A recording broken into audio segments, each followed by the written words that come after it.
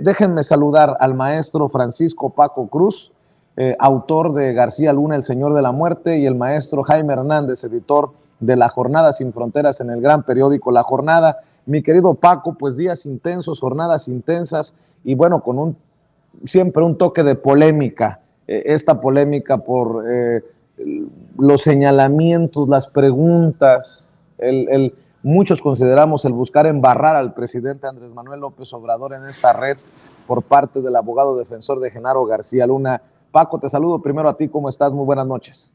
Vicente, ¿cómo estás? Buenas noches. Jaime, también te saludo, buenas noches. Mira, Vicente, en realidad es una pregunta, no que no sabe de dónde la sacó, se la filtraron claramente. Yo tengo la certeza que no fue García Luna, eso es claro, porque conozco a García Luna, porque lo he estudiado por años. García Luna sabe lo que puede hacer. Es una pregunta que va dirigida para golpear directamente al corazón del López Obradorismo. No le falló porque tiene un problema César de Castro. No conoce la realidad, no conocía muchas cosas, pero mira, abre una puerta muy peligrosa para el PRI, precisamente, porque en aquellas elecciones, cuando él habla de $7 millones para unas elecciones contra Vicente Fox, claramente se refiere al 2000, que es cuando es candidato y gana Vicente Fox Quesada. En aquellas elecciones participaron Francisco Labastida Ochoa, Vicente Fox Quesada y Cuauhtémoc Cárdenas Solórzano.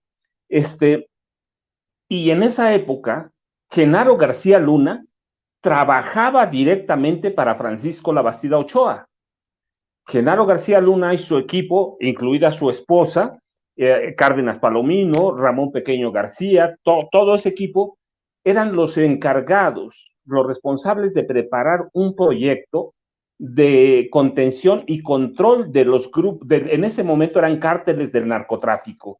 Si Genaro García Luna ya tenía preparado, había elaborado el proyecto que todos los días discutía con Francisco Labastida Ochoa, todos los días en la mañana, lo sé por los agentes de inteligencia que estuvieron allí, que participaron en eso. Todos los días por la mañana, Genaro García Luna le entregaba un informe de inteligencia a Francisco Labastida Ochoa. Tenían montados centros de espionaje por todo el país. Uno de sus blancos era Martita Sagún y el otro Vicente Fox, pero tenían... Oye, sí. Paco, por cierto, ya que hablas de espionaje, en dos diferentes ocasiones las fiscales se refirieron a la experiencia como espía de Genaro García Luna, a su paso por el CISEN, esos 10 años que estuvo en el CISEN, lo señalan como un espía que dedicó 10 años de su vida al espionaje, para que lo tuviera en cuenta el jurado. Perdón por interrumpirte, pero esto es, creo yo, relevante por lo que tú estás analizando y por lo que se dijo hoy en corte. No, pero claro, Vicente, mira, entonces tenía oficinas de espionaje montadas por todo el país y ese informe se lo entregaba diario. Así que si Genaro García Luna, si el cártel de Sinaloa entregó $7 millones para alguien, considerando sin conceder, ¿sí? Digamos que dejamos el beneficio de la duda, ese dinero o fue para Vicente Fox o fue para Francisco Labastida Ochoa. Y hay que recordar también que cuando Francisco Labastida Ochoa fue gobernador de Sinaloa de 1987 a 92, el narcotráfico cobró un auge increíble en Sinaloa, que es una de las cunas del narcotráfico, y el cártel de Sinaloa en ese momento era poderosísimo. Y cuando después llega a la Secretaría de Agricultura, sigue. Si el apoyo al narcotráfico se da de parte de Francisco Labastida Ochoa. O sea que no entendió César de Castro la pregunta y la importancia que tenía. Si la hubiera entendido, se habría ubicado en 2006.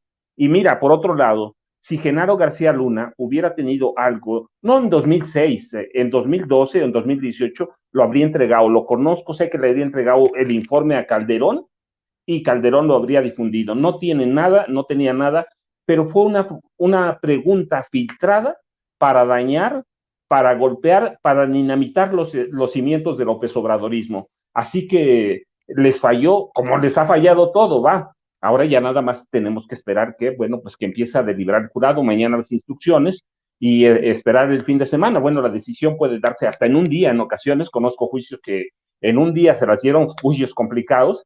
Hay que esperar ahora cuánto va a tomar, pero esa es la cuestión con esa pregunta, que es válida, que es relevante y que ellos abren la puerta. Yo te decía al principio, cuando empezó el juicio, que lo importante es que veamos las cadenas de complicidades y esta nos lleva directamente a Francisco Labastida Ochoa y al PRI, porque en ese momento Genaro García Luna trabajaba para el PRI. Por lo que está diciendo el maestro Paco Cruz y por lo políticamente cargado de la pregunta al rey Zambada ayer, mi querido Jaime, creo que no exageramos en la insistencia, a pesar de que muchos obviamente de estos periodistas, voces de la oposición en México, nos digan que hostigábamos, que presionábamos más de la cuenta al abogado defensor de Genaro García Luna, César de Castro, como si fuera un niño, como si no fuera un hombre con colmillo largo y retorcido.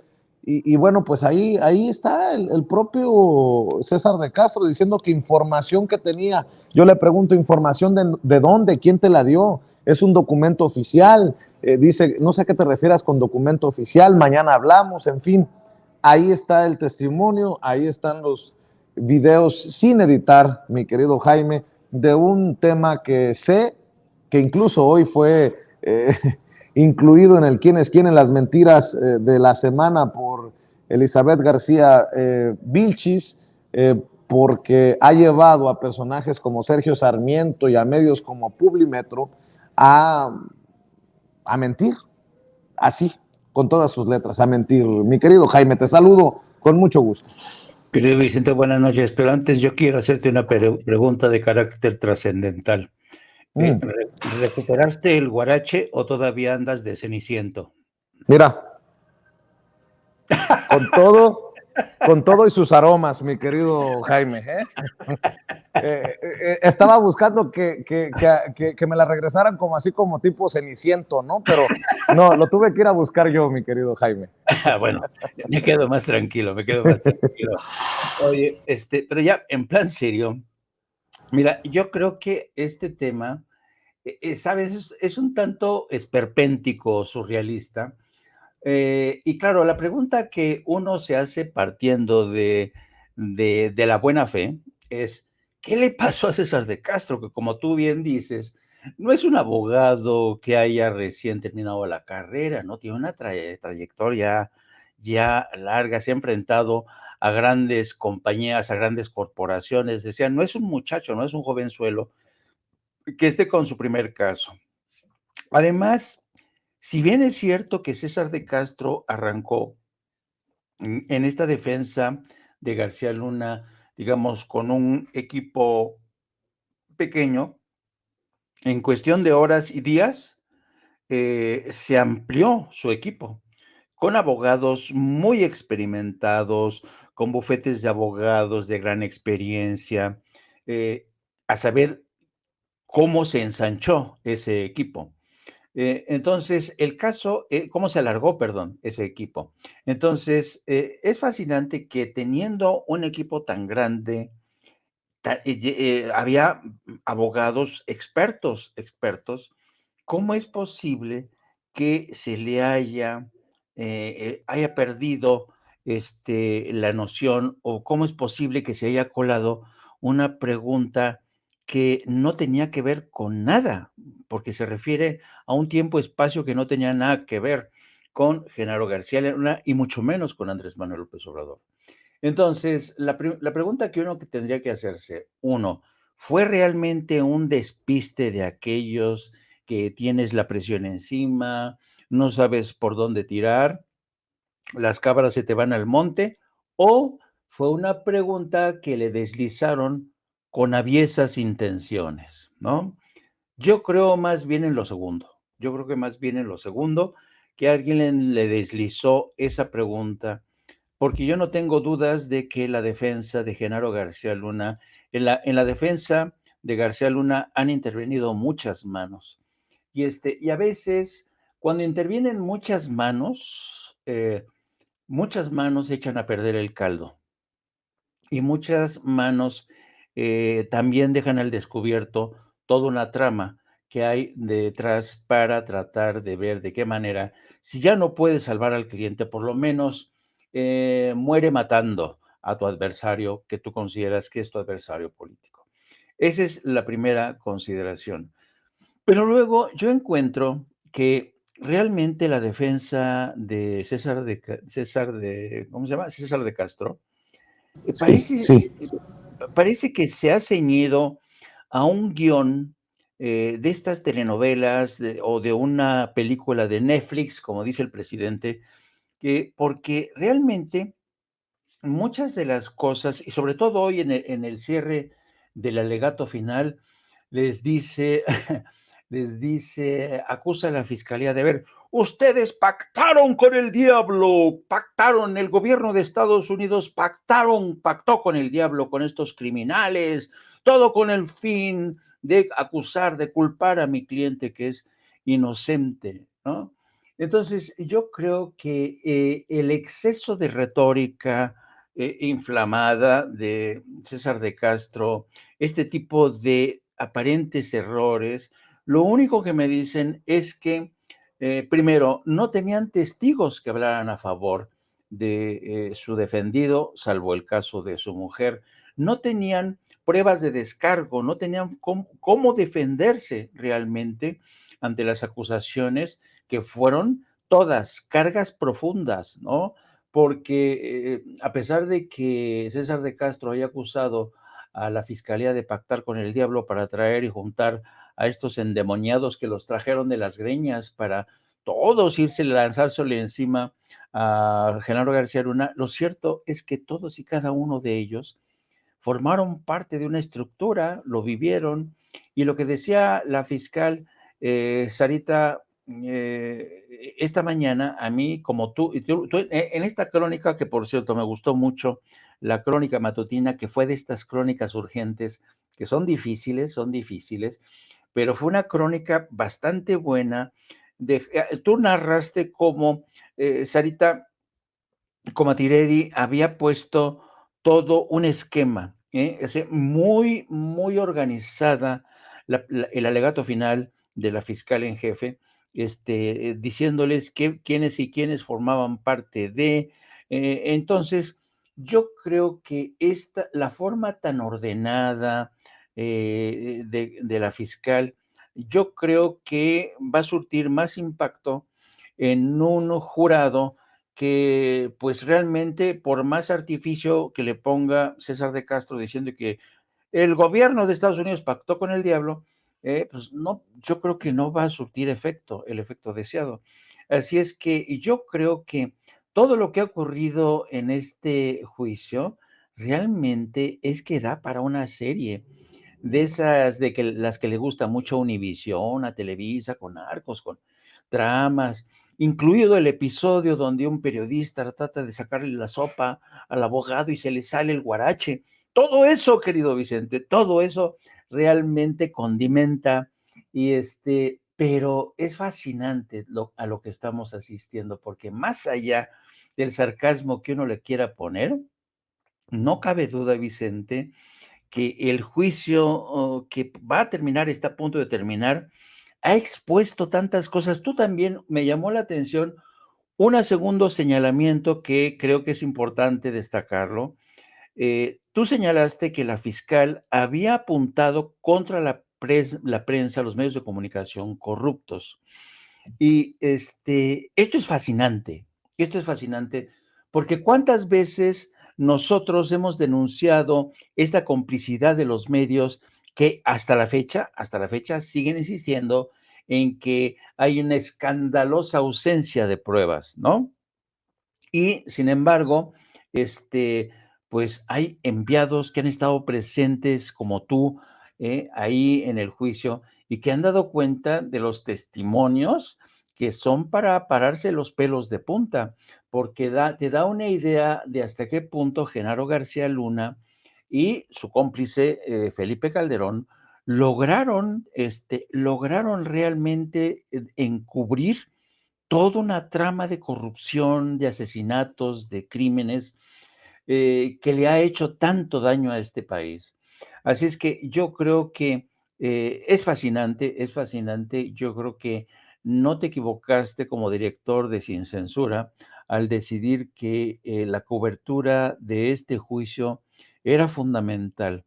Y a pesar de que uno va con lo indispensable, mínimo indispensable, ese mínimo indispensable ha servido para hacer una cobertura muy digna y sobre todo fascinante, querido Vicente, querido Paco. Así es, y déjame nada más decir, insistir, hacer notar esta declaración que me parece, ¿cómo decirlo? Muy bruta.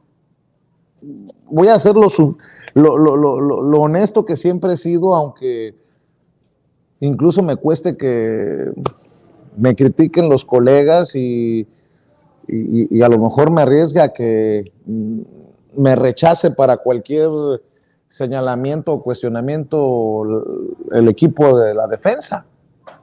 Pero eso de César de Castro, hoy el presidente Andrés Manuel López Obrador te llamó mentiroso, eso que no le dije que le dijo chueco, calumniador, miembro de la mafia, o sea, nada más le dije, te dijo mentiroso el presidente, y que me haya dicho, no me importa lo que diga el presidente porque ni en México vivo,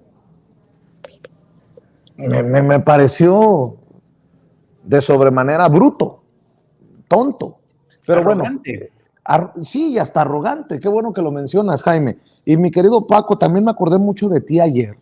Ya ven que ayer de plano, y te agradezco mucho, Jaime, Paco, también a ti por retomar la cobertura, de plano no me dio el cuerpo. Habíamos dormido 2 horas para estar a las 3 de la mañana en la fila. Hubo una gran cantidad de medios, habíamos dormido muy poco, estábamos fundidos. Y la verdad no llegué a Sin Censura Nocturno, hay que decirlo con todas sus letras, y afortunadamente hay gente como Paco, como Jaime, que ponen el pecho a las situaciones como las de anoche, pero...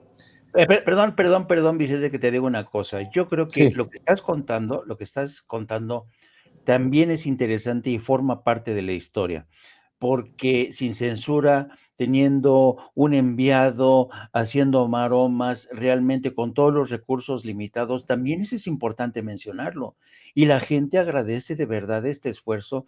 Yo ya te imagino que apenas te daba fuerzas el cuerpo. Este tipo de cosas que a veces quedan tras bambalinas, hay que consignarlas, porque yo creo que para que la gente vea el esfuerzo detrás de esta cobertura.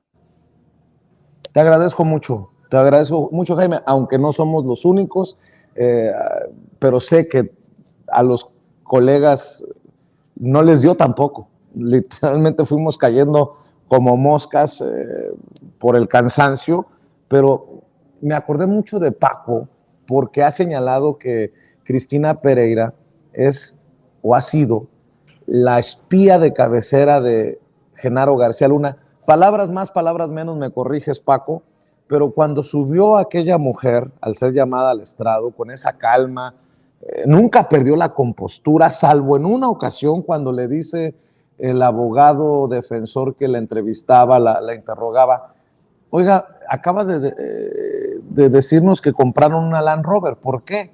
Y suelta una carcajada y no supo qué responder, una camioneta de lujo, una Land Rover, en momentos en que había señalado que el gobierno les había dado camionetas blindadas y por lo menos 20 escoltas cuando se convirtió en titular de la Agencia Federal de Investigaciones, la AFI, Genaro García Luna. Como que ¿por qué compraría una camioneta? Y otra cosa, me sorprendió de una mujer con tanta experiencia. Recuerden que se conocieron en el CISEN, Genaro García Luna y su esposa. ¿Por qué, si está hablando de seguridad? ¿Por qué, si era tan importante el tema de seguridad, con escoltas, con autos blindados, le regaló 2 motocicletas Harley Davidson, no una, 2 motocicletas Harley Davidson a su esposo que compró al chas de una? Otra cosa importante en el testimonio de Cristina Pereira, si la seguridad era una preocupación tan grande, se dedicó a hacer un negocio de renta de local para fiestas infantiles a cualquier persona que ella no conocía. Era tan importante la seguridad que en algún momento decidió abrir no uno, sino 2 restaurantes, y uno de ellos dice que lo manejaba ella misma, restaurantes a los que puede entrar cualquier extraño. Pero bueno, bajó del estrado con esa misma calma, con ese mismo temple, se sentó, y a los minutos yo le pregunté que cómo se había sentido. Me dijo que al principio nerviosa, pero que después se fue calmando. Le pregunté cómo se llama esta historia, qué título le pone a la historia, y me dijo, dímelo tú. Le dije, no, te lo estoy preguntando a ti, Cristina. Y me dijo, declaraciones contundentes, porque no se puede hablar de otra manera cuando se habla con la verdad. Y me acordé de aquello que has dicho, de la experiencia de Cristina Pereira también en el CISEN. Me sorprendió que los fiscales, tengo muchas críticas a los fiscales de cosas que no le preguntaron, de situaciones que nunca se mencionaron. ¿Por qué no insistieron qué significaba el CISEN? El Centro de Espionaje, el Centro de Inteligencia Mexicano, algo así como la CIA mexicana, para que tal vez los miembros del jurado entendieran por qué aquella mujer, pues insisto, tal vez actuó como actuó. Pero bueno, mi querido Paco, no quiero ahondar más ni robar más tiempo del análisis que pueden hacer ustedes, pero me acordé mucho de ti y de lo que nos has dicho ya no una ni dos, sino por muchas semanas. Mira, Vicente, en realidad cuando ella habla de 2 restaurantes, el que manejaba ella, en realidad ese era un centro de reclutamiento de espías. Ese era un centro de espionaje que estaba enfocado a cuidar a los Beltrán Leiva, porque estaba muy cerca de la residencia de los Beltrán. Entonces ella entró en el 89 al CISEN, en el 92 salió para manejar, empezaron a ver todo el negocio que representaba, entablaron una relación amorosa y entonces decidieron que ella iba a manejar las cuestiones privadas de tal forma que si algún día la autoridad los pescaba, pues ella estaba libre de todo eso y tenía sus negocios particulares y dedicada a la familia. ¿Por qué? Porque recuerda, pues si capturan a uno, si la policía lo arresta, o como en este caso Estados Unidos, pues no lo tocan, ella está protegida. Ningún familiar directo de cualquier preso está obligado a declarar en contra. Puede declarar a favor, no en contra. ¿Por qué los fiscales actuaron así? Bueno, entonces eso significa que les faltó hacer la tarea, pero están convencidos que lo que tienen es suficiente. Yo voy a esperar mañana, mira, me da pena decírtelo, pero voy a esperar mañana las crónicas de Raimundo Riva Palacio y de Carlos Loret de Mola, que me imagino que están ahí. No las viste porque te quedaste dormido. Entonces voy a esperar las crónicas. No, pero mira, no, la realidad es que... Oye, por cierto, sí. Paco, le bromeaba a algunos colegas periodistas, por favor avísenle a don Raimundo que ya puede voltear los santos que tiene de cabeza, porque no se le mencionó. Si no se le mencionó hoy, ya no se le va a mencionar por nombre y apellido en este juicio contra Genaro García Luna. Y alguien más me bromeaba, no voy a decir quién, el que ha de estar poniendo de cabeza a los santos ahora para que lo declaren no culpable a Genaro García Luna es Carlos Marín, porque pues solamente personajes como Carlos Marín pueden decir, yo desde el principio al fin estoy con mi Genaro, ¿no? Pero bueno, quería pues mencionarte lo que también ocurre y los comentarios que pasan tras bambalinas en un juicio con los colegas. Y por cierto, Paco, por lo que mencionas, la fiscal que presentó los argumentos finales dijo, la defensa les va a decir que no hay pruebas, pero no se distraigan. También son pruebas los testimonios de personas que no se conocen, que no se han visto, que incluso son rivales en una guerra y que vienen a decirles, sin saber lo que dice el uno del otro, básicamente lo mismo sobre este personaje. Y la defensa, pues, basa sus... Y no estoy diciendo, no estoy pronosticando, con sesgo, informando para decir si se va a declarar culpable o no a Genaro García Luna. ¿Quién soy yo? La decisión la tienen 12 jurados de planta y 6 suplentes, 18 personas en total. Pero la defensa, por ejemplo, desestimaba los testimonios de estos personajes por ser criminales.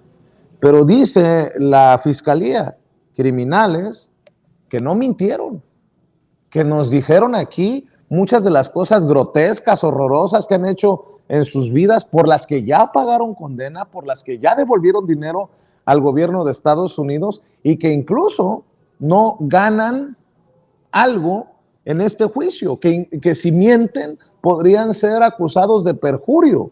¿Qué tendría que estar haciendo aquí el rey Zambada, el Grande? Ya no están bajo custodia de las autoridades de Estados Unidos y regresan para testificar, en este caso contra Genaro García Luna. Perdón por interrumpirte, Paco. No, pero es que mira, está bien, no, en realidad, mira, hay lo que planteamos desde el principio de la mesa cuando inició el caso, la credibilidad se construye con un testigo sobre otro y lo vas hilando fino hasta que tienes una maraña y la puedes poner en una hoja y los fiscales son capaces de decirle al jurado, mira, así es el tamaño del monstruo. A mí, mira, lo que me queda y lo que yo he aprendido en esta cobertura contigo allá y lo que hemos platicado con Jaime, que a veces nos da unas clases, pero increíbles, lo que he aprendido en es que este caso me deja que la violencia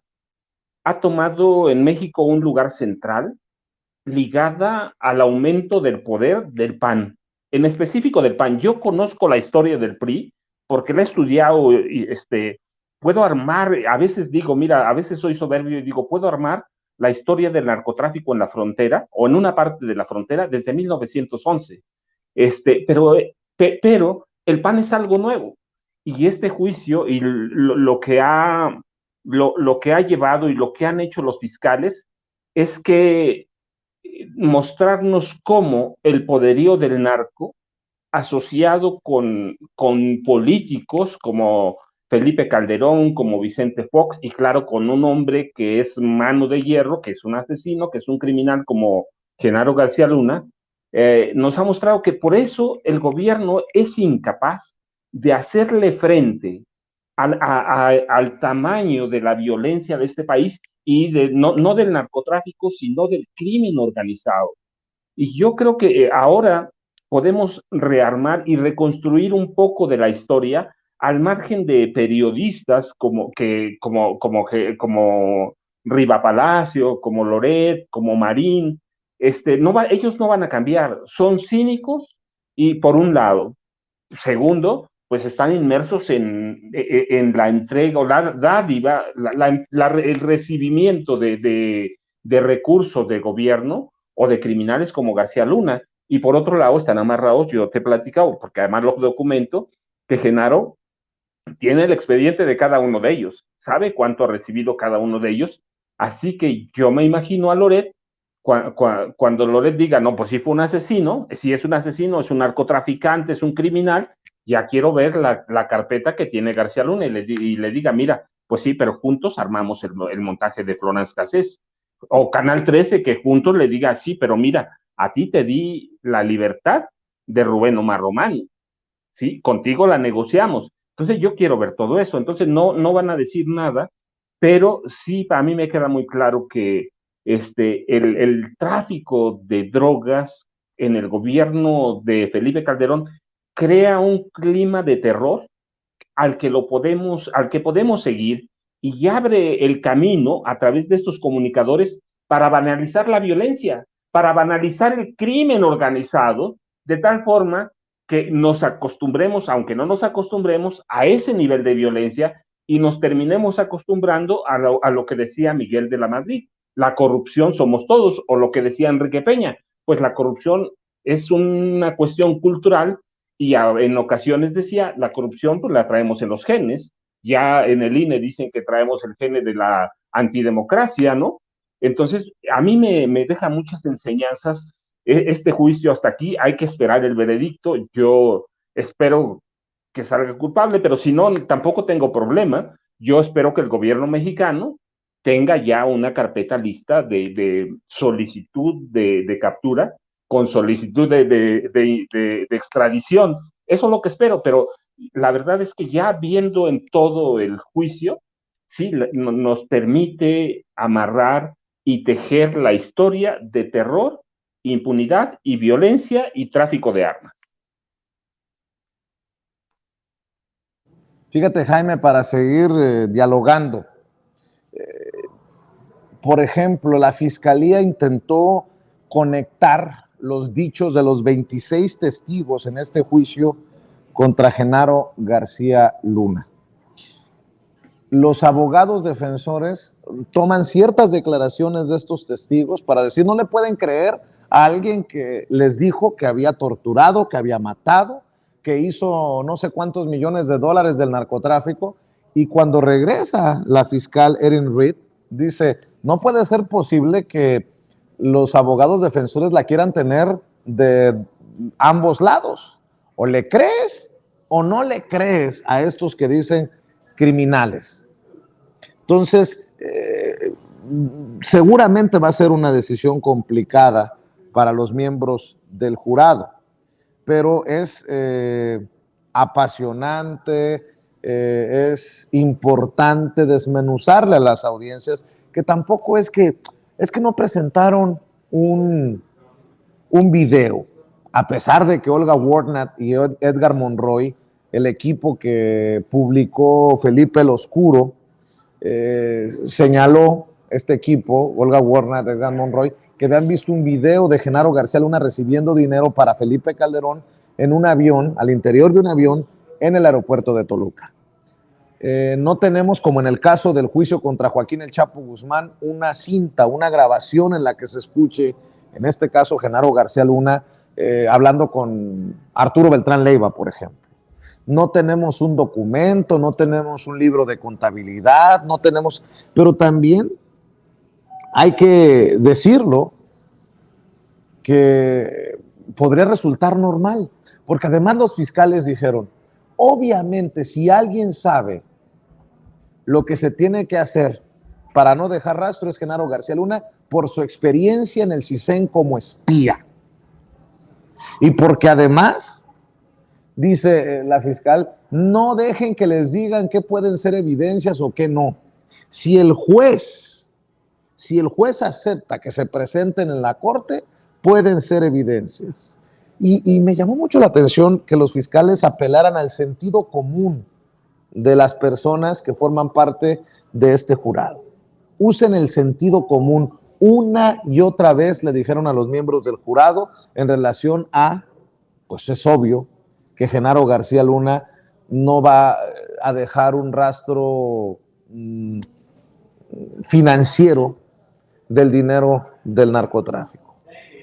Tan es así que los propios narcotraficantes que han testificado en este juicio, dijeron los fiscales, palabras más, palabras menos, nos han confirmado todo lo que se hizo por tantos años para amasar una fortuna que en muchas ocasiones se regresó, como en el caso del Grande, creo que regresó 100 millones de dólares al gobierno de Estados Unidos, sin que nadie se diera cuenta lo que tenía. Es básicamente creerle a estos testigos para que regresen las fortunas que construyeron con el narcotráfico. Fascinante, mi querido Jaime, porque si bien creo que fueron sólidas las fiscales en presentar estos datos, pues también es hasta cierto punto lógico que el abogado defensor le diga a los fiscales no le crean a estos criminales. Ahora las fiscales dicen, aquí nos han presentado una cara de Genaro García Luna, de un hombre poderoso, pero en realidad tenía dos. Ese hombre poderoso cuyos intereses que defendía eran solamente los de él, que mientras hablaba con el presidente Barack Obama, lo mencionaron con nombre y apellido, estaba haciendo pactos con el crimen, con el cártel de Sinaloa. Mi querido Jaime, de las cosas que voy, pues ahora sí que hilando en esta cabecita de todo lo que vimos y escuchamos, mientras Genaro García Luna en momentos dejaba que la soberbia le ganara, porque su sonrisita socarrona, en ocasiones de molestia, le ganaba y la pude percibir, mi querido Jaime. Mira, es que tras todo lo que has dicho, son tantas las reflexiones que se me ocurren. En la primera, yo creo que, al igual que mucha gente, a muchos nos hubiera gustado que durante este juicio apareciera lo que en inglés se conoce como the smoking gun, ¿no? La pistola humeante, la prueba definitiva, pero la bala de plata. La bala de plata. Eso frustra un poco, ¿no? También frustra, como tú decías, que en el tema del interrogatorio a la mujer, ¿por qué no se le cuestionó, no se le explicó al jurado que era el CISEN? Son de estas cosas que los jurados van digiriendo y dicen, entonces esta no es una pasguata cualquiera, no es una inocente cualquiera que apechugaba todo lo que decía el marido, ¿no? Clásica mujer mexicana que se encarga de su casa. No, no, no. Esta mujer, como ya nos ha narrado Paco, tenía una formación bastante interesante, una mujer sofisticada, conocedora de las malas mañas, que aprendió muy rápidamente al lado de Genaro García Luna. Y luego hay un elemento que ayer justamente, Vicente, por la noche, hablábamos de la necesidad de que este juicio se tiene se tienen que emplear muchas dosis de sentido común, porque en la defensa que hace Cristina Pereira de lo que es el patrimonio, a pesar de que compramos estas propiedades, luego si compramos tantas propiedades es porque teníamos que escondernos de los medios cuando ellos cortejaban a los medios. Y claro, ayer, ¿cómo se llama? Valderas, ¿cómo se llama? Ay, se me va el nombre de... Ángel Valderas Puga. Ángel Valderas Pulgas, él hacía una alusión interesante y él decía, saber cuál es la más importante masa de deuda que hay hoy en Estados Unidos, de las más gordas, ¿no? Y es la deuda que tienen muchísimos estudiantes que por 4 años de estudios en la universidad, a veces se quedan ensartados durante años, ¿no? Entonces, fíjate nada más, este matrimonio que llega a Estados Unidos y nada más llegando se compran propiedades, no tienen deudas grandes, nada, nada, nada. ¿De dónde salió ese dinero? ¿De dónde? Por mucho que haya cobrado con liquidaciones en la AFI, por muchos bonos que haya recibido García Luna, como dijo la esposa, no, además es una fortuna como eso. Entonces yo creo que la Fiscalía, por eso insiste en la necesidad de que haya mucho sentido común, de sumar 2 más 2, ¿no? Y a mí se me hace, para mí este juicio es fascinante porque he estado estudiando los documentos con este intercambio epistolar entre la defensa y la fiscalía, y es fascinante cómo la defensa se basa en argucias para tratar de ver si le pone el pie a la fiscalía, pero la fiscalía con una capacidad de reacción impresionante, todo lo contesta, pero además sustentado, ¿no? Por ejemplo, el tema de la conspiración, ¿no? Que la defensa insiste que la conspiración no puede alcanzar a Genaro García Luna más allá del 2012, ¿no? Y el alegato que presentaba inmediatamente la fiscalía diciendo, ¿cómo no? Alcanza, claro que sí. Se puede considerar que el señor Genaro García Luna se libra de esta conspiración cuando haya dado acciones positivas en favor de terminar con esa conspiración, ¿no? Es decir, si Genaro se hubiera declarado culpable, si Genaro García Luna en una muestra de arrepentimiento decía, lo siento, me voy a entregar a las autoridades mexicanas y voy a denunciar estos malandros del crimen organizado, a lo mejor se hubiera contado para considerarlo fuera de esa conspiración. Pero como no ocurrió así, evidentemente, pues tendrá que apechugar porque durante mucho tiempo, muchos años se estuvieron beneficiando este matrimonio y lo mismo que todos sus cómplices hacia ambos lados. Y lo mismo Felipe Calderón, que ese es otro tema, ¿no? Entonces, yo creo que este caso es fascinante porque tiene tantas aristas, y hay un tema que a mí como periodista me resulta fascinante, y es la forma en que Sin Censura ha hecho esta cobertura desde la naturalidad, desde la transparencia.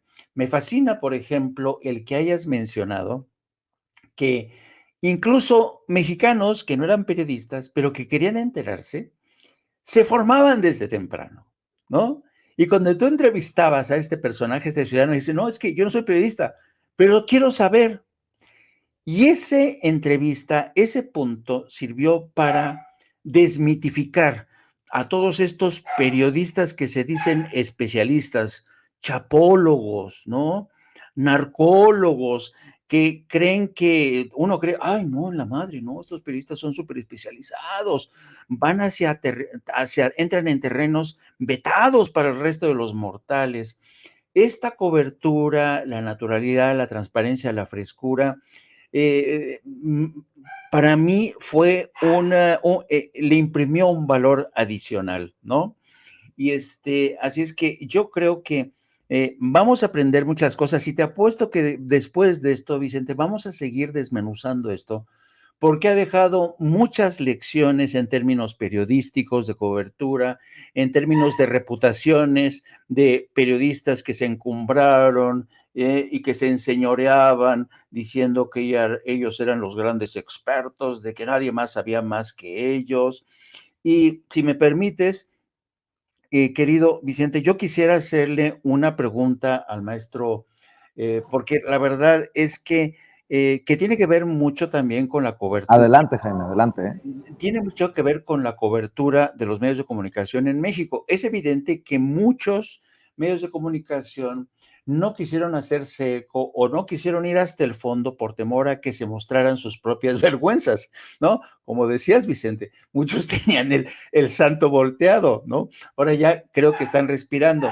Pero yo también le quería preguntar al maestro Paco si acaso esta contención de cobertura periodística que está relacionado con lo que acabo de mencionar, también podría estar relacionado con el temor que hay en el PRI y en el PAN, con el impacto que este juicio puede tener en las elecciones en el Estado de México y en las de Coahuila.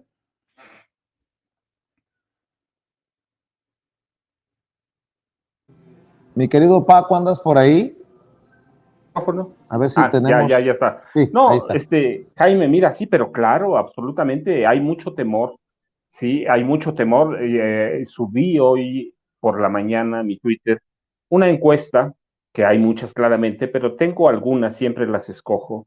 La maestra Delfina está como al 2 por 1, sí, al 2 por 1. Imagínate el impacto de la cobertura directa de los periódicos tradicionales en estas elecciones, pues si están al 2 por 1, prácticamente se les despegaría el resultado electoral antes incluso de que inicien las campañas. Lo que acaba de terminar fueron las precampañas. Entonces, pero claro que hay temor, ese es uno, y hay temor en las elecciones federales, absolutamente.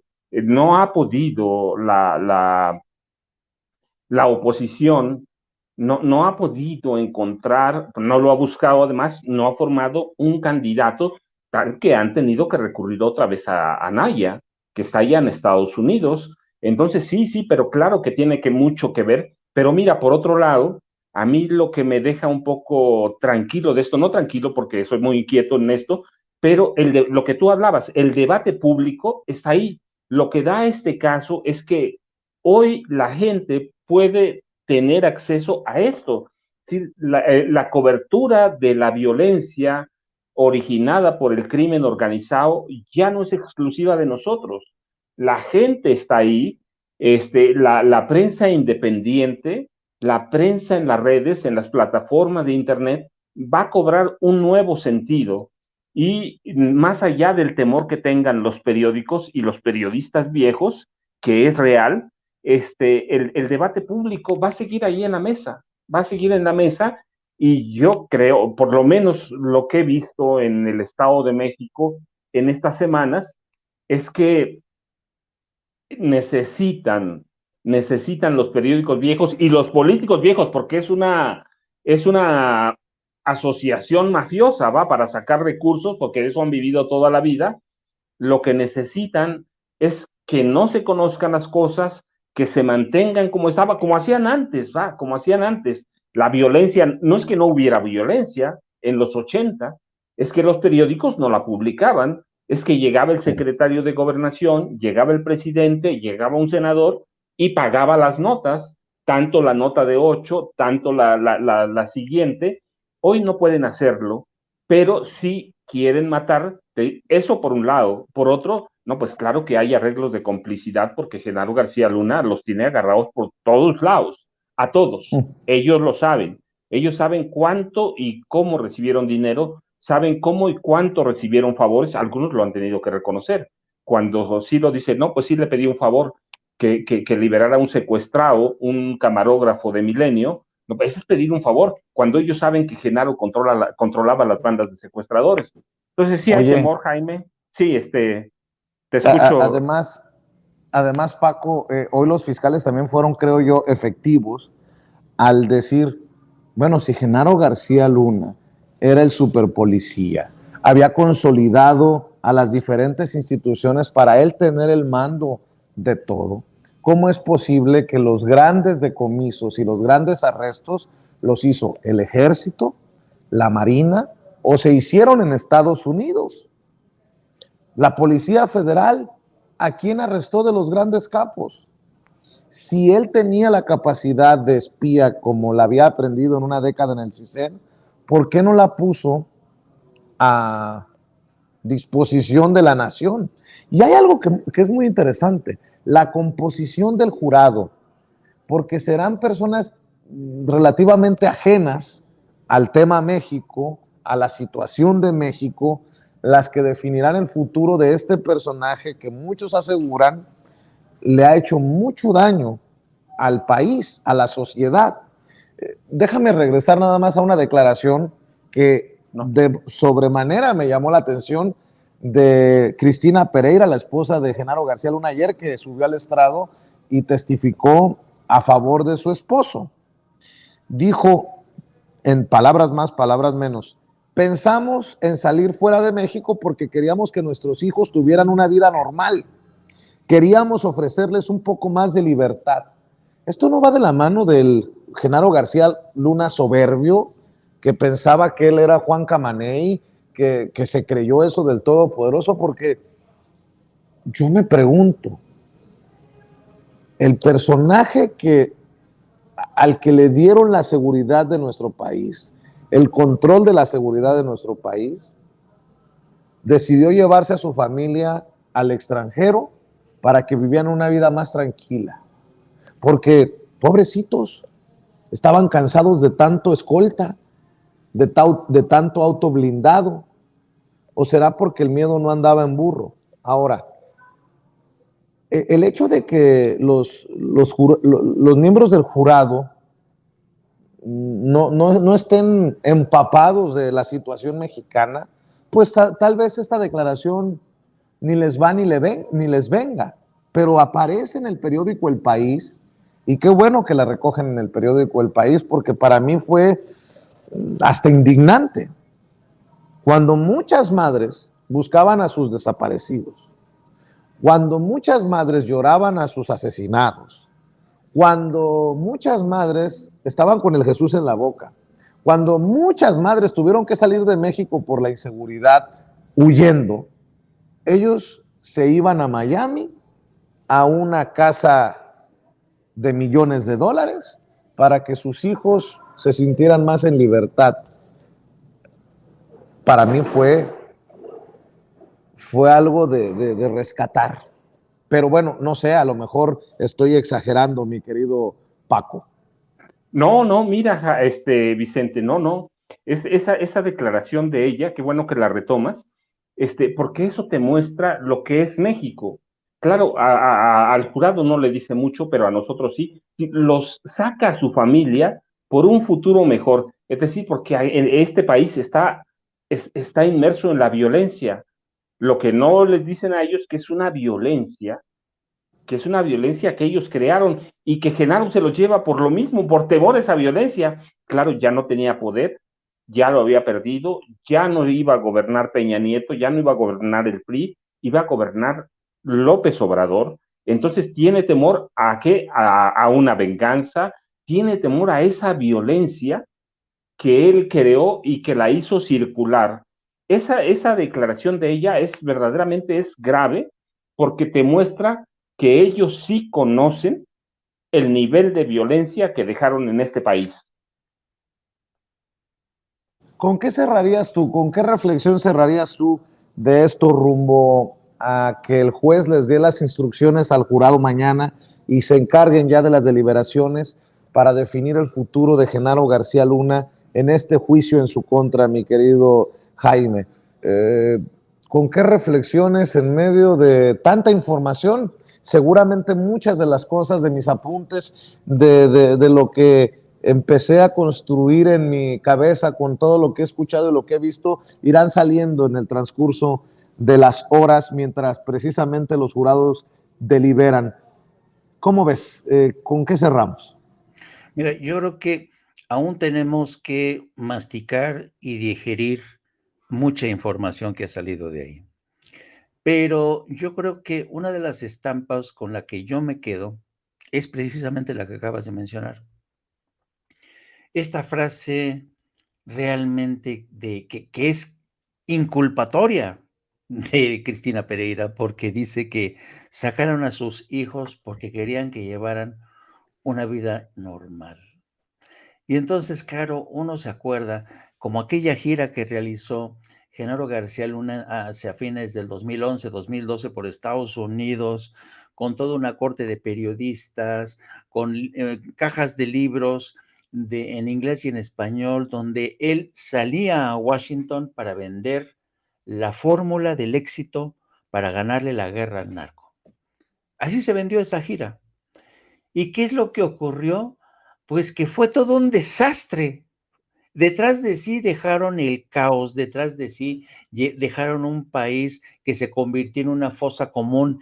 Y como tú narras y recuerdas, ¿cuántas veces salieron de México por Estados Unidos y especialmente a la Comisión Interamericana de Derechos Humanos, mujeres que clamaban por justicia porque ni los gobiernos estatales, ni los gobiernos federales, ni la Policía Federal, ni el ejército, ni la marina les habían ayudado en esta búsqueda desesperada por los restos de sus hijos?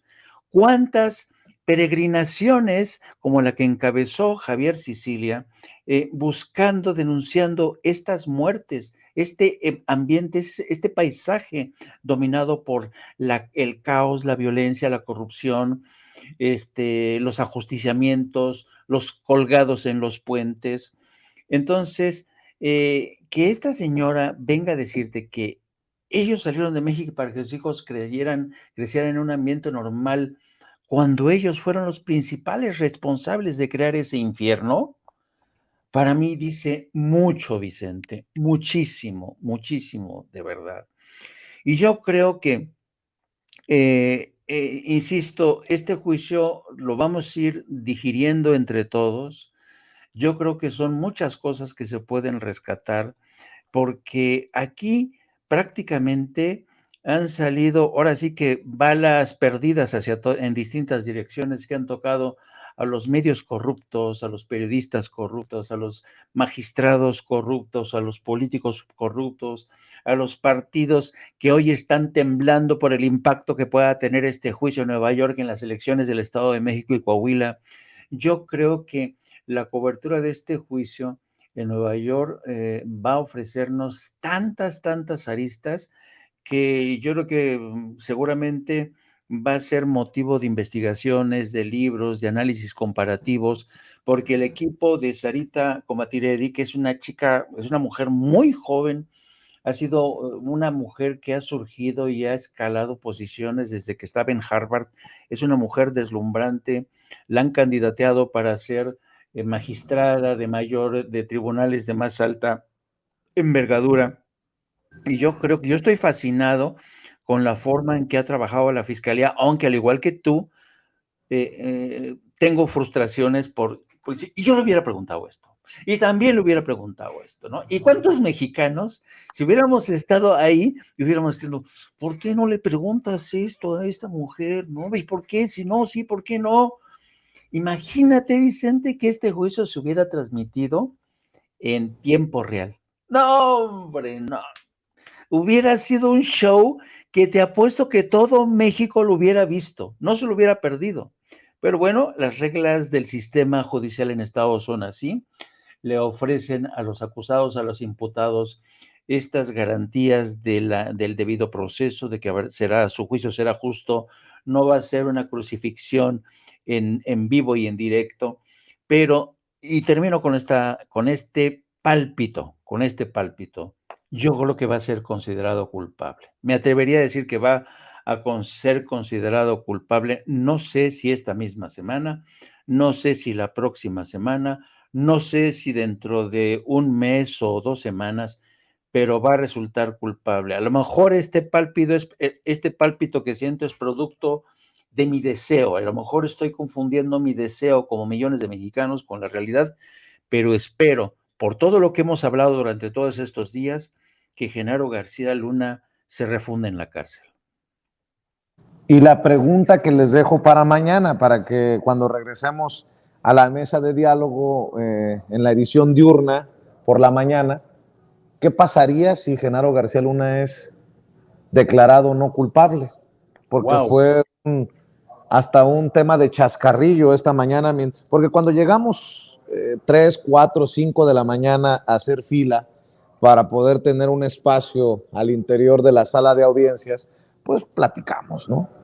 Y recuerdo que estaba platicando, no recuerdo si fue con Elisa Alanís, con alguien estaba platicando, les decía, no hombre, si a Genaro lo dejan libre, le dicen no culpable, yo le gritaría a tipo de pregunta, oiga, don Genaro, ¿cuánto pesa $1,000,000? Digo, para pasarle el dato a Raimundo Riva Palacio, porque es un pinche ridículo de la chingada. Y soltaron la carcajada a todos los que estaban ahí alrededor.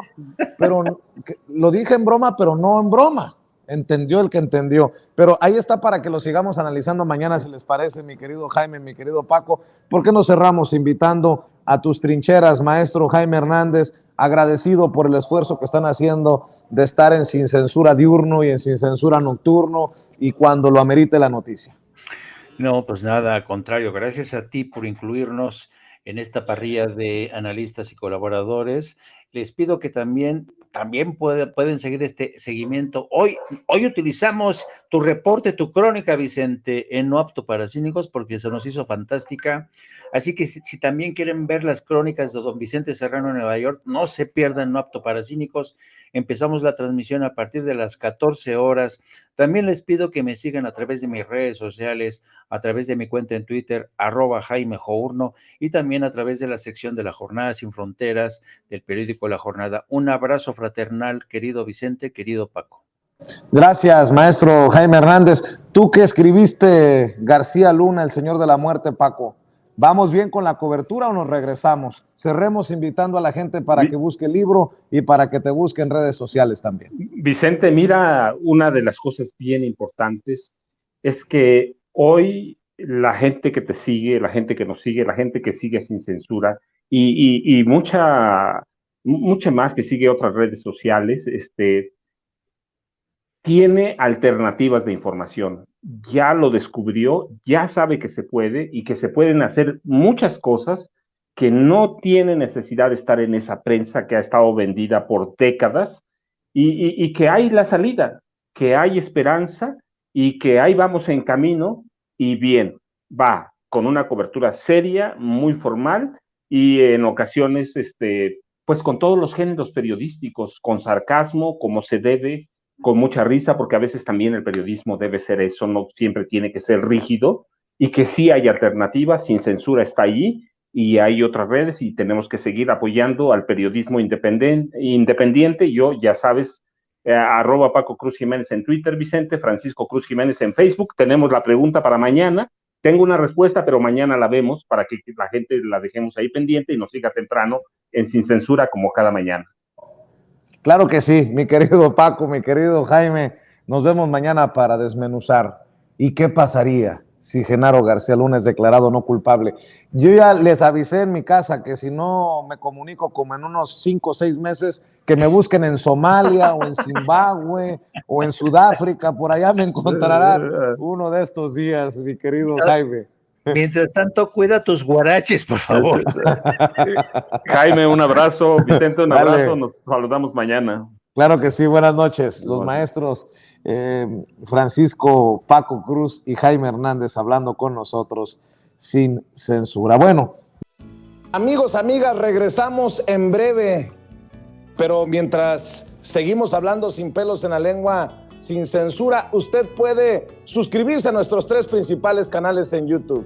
Sin Censura Media, en donde tenemos más de 1.600.000 suscriptores, Sin Censura TV, en donde tenemos más de 1 millón de suscriptores, y en Sin Censura Presenta, en donde queremos llegar muy pronto a los 100,000 suscriptores. Si usted ya está inscrito en Sin Censura Media, suscríbase en Sin Censura TV. Si ya está suscrito en Sin Censura TV y Sin Censura Media, suscríbase a Sin Censura Presenta. Recuerde que es gratis, no tiene que sacar un solo centavo de su bolsillo para apoyarnos. Dele clic en la campanita para que los señores y señoras de YouTube envíen las notificaciones cuando estemos transmitiendo en vivo y en directo o estemos subiendo videos.